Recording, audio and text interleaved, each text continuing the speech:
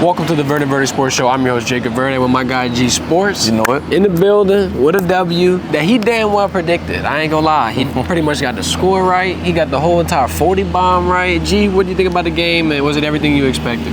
First of all, they need to start calling me Nostradamus, man. Yeah. Call me Nostradamus, man. Nah, but man, it was good to see him come out and get that 40 ball, man. Joe Sloan last game, he was mad they didn't get 40 points against UCLA. He was able to get it today. I think the defense played a big part into why they was able to score so many points tonight. They had three and outs in a row on defense in that first half, and I thought that gave the offense great field position. They scored on 4 straight drives. Caden Durham, I mean, he continues to solidify himself as one of the best freshmen in the country, and I think that Frank Wilson is chopping is feeling real good about his true freshman and going forward into SEC play. I think so, man. Just a couple of notes that I've got for this game. Through the first quarter, Caden Durham off to the races. I mean, one of my biggest keys, one of my biggest wishes, if you will, for this game was I wanted to see consecutive scores, consecutive stops, and boy, we got it. We got it 3 times in the first half.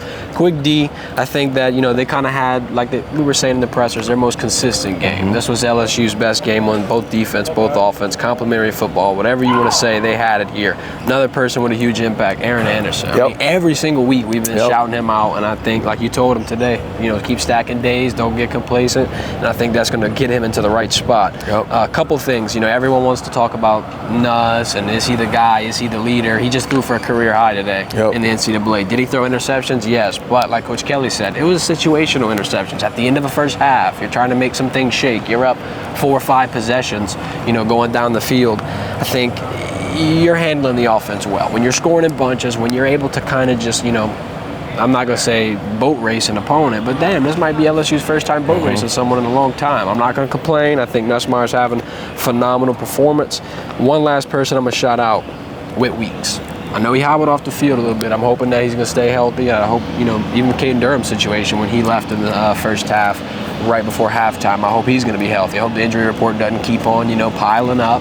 But I think Whit Weeks, in the absence of Harold Perkins Jr., it'll be kind of a bright spot. It'll be something that I'm not going to say we expected, but he's going to kind of fill in that inside and outside-ish role. Coach Kelly put Major Burns at the star position, so they're not going to completely try new things. Right. From what you saw today with the defensive rotations and whatnot, do you think life after Harold Perkins for LSU is reasonable or, probable?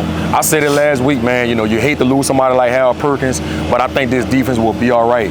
You insert Whit Weeks and Greg Penn as those 2 linebackers, and you bring Major as that star player in that defense. I think what's big for them is Swinson, Savion Jones, and you saw the sighting today of Deshaun Womack. You got those 3 guys rushing the passer with Ahmad Bro, Dominic McKinley, Payaz.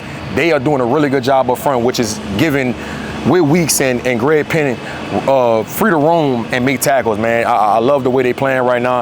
Ashton Stamps continues to make plays. Major Burns.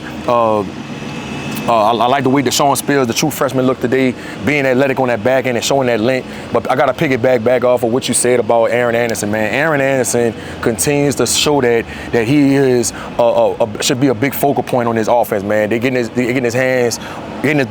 ball in his hands so many different dynamic ways. For everybody that thought that he was just a gadget guy and you just give him speed sweeps and throwing tunnels and that's it. Nah, you were sadly mistaken. Aaron Anderson is a true receiver and he's showcasing it right now. I'm glad Joe Sloan was able to get the ball in his hands a good bit of times and he was able to get in that end zone tonight. Shout out to Kyron Lacy. I'm getting tongue twisted. Shout out to Kyron Lacy for his first 100-yard receiving game of the season. I think that's big for him going into the bye week, then going into that Ole Miss game. And when, Pete Golden gets ready to break down his film, he's going to see all these different receivers that's touching the ball from Mason Taylor and those tight ends and Caden Durham out the backfield.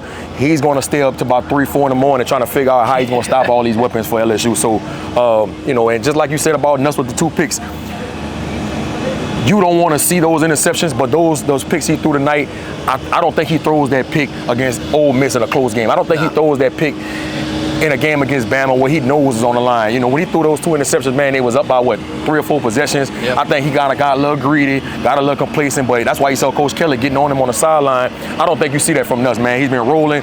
Shout out to him, man. I think he's quieting all the naysayers about could he be a top-tier quarterback for LSU. 100%. I think he's answering the bell. I mean, when you're throwing 400 yards and then weeks prior consistently 300, 3 passing touchdowns, just pulling it out of a hat over and over and over again, it can't be understated. We're getting a little light show here in Tiger Stadium for you live.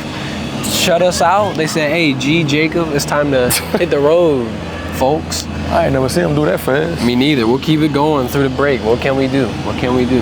But, yeah, so it's one of those interesting performances. I'm glad it came right before the bye week. I'm glad that LSU can stack days, get momentum, head into a potential Ole Miss matchup where, hey, Ole Miss, they look human. Ole Miss lost.